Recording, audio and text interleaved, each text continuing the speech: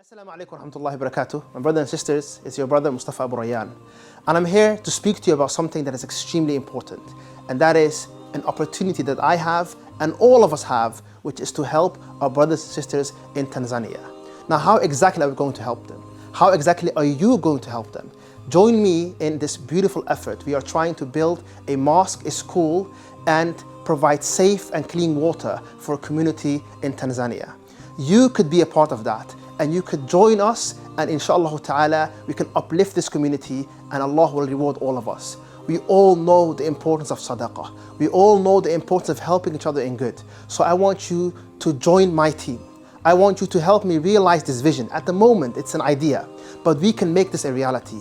We can actually be part of this project, and then you will see people praying in a mosque. You will see children going to school and drinking clean water, inshallah ta'ala. So click the link below, share this page, help us and join this team inshallah ta'ala, and hopefully we will see this vision become a reality.